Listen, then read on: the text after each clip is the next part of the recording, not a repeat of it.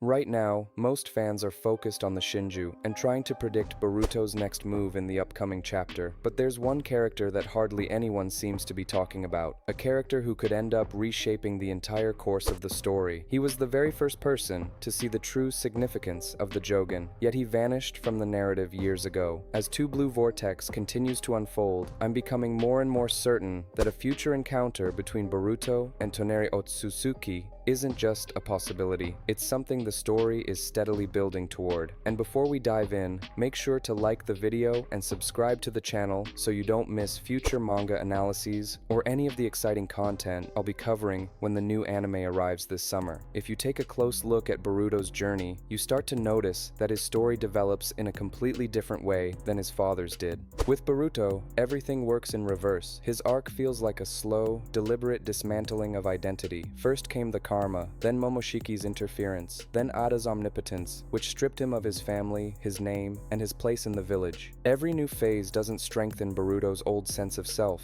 it tears it down. That's not a writing accident, that's intentional design, which is exactly why it's so important to look not just at a hero's abilities, but at the people who guide him. Boruto's development stage mirrors something from Hunter x Hunter. Gon constantly cycles through different teachers as the scale of his challenges grows. Each mentor is responsible for a specific phase. Boruto's story runs the exact same system. Konohamaru gave Boruto the basics, chakra control, foundational skills, core principles. That was the period when Boruto still existed comfortably within the familiar world. Then Sasuke showed up. Sasuke didn't just give Boruto techniques, he gave him a vision of the future, what it looked like to protect the world from the shadows without expecting recognition. He couldn't teach him how to be an Otsutsuki. That's exactly the limitation of that phase, which we're seeing play out right now. After Two Blue Vortex, training under Sasuke completed Boruto's formation as the ideal next-generation shinobi. The problem is, Boruto isn't an ordinary shinobi anymore. So the story takes its next step, and Koji has entered the picture connecting Boruto to the past. So here's the big question.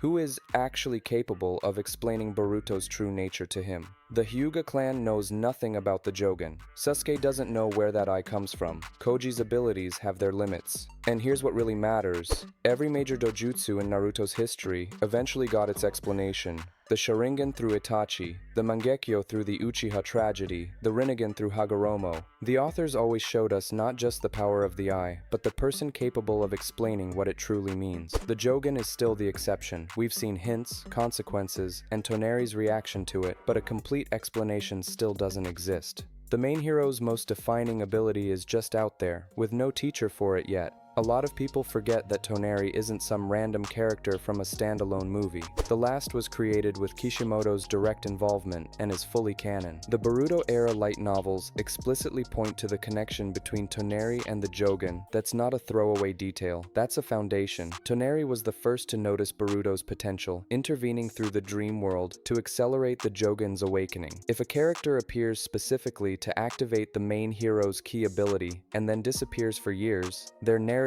function is not finished. Toneri acts like a keeper of knowledge, waiting for a specific moment rather than trying to control events directly. It mirrors mentor figures from classical mythology. First, the hero receives a warning, then goes through trials, then returns to the source of knowledge for the final answer. Boruto is standing at that last stage right now. Sasuke taught him how to live as a rogue shinobi. Koji taught him how to survive as a strategist. Toneri's role is to teach him how to exist as an Otsutsuki, and that's where the deepest parallel comes in. After the last, Toneri found himself isolated from humanity, a figure everyone only saw through the lens of his mistakes, but he kept watching over the earth, carrying out his mission. Toneri has already walked the path of the outcast. Boruto is walking it right now. Toneri already faced the conflict between duty and loneliness. Boruto is facing it right now. The authors are creating a mirror reflection far too consistently for it to be coincidence. Now look at the most recent chapters of Two Blue Vortex. The authors are literally removing every possible source of answers from the board. Sasuke has been turned into a tree.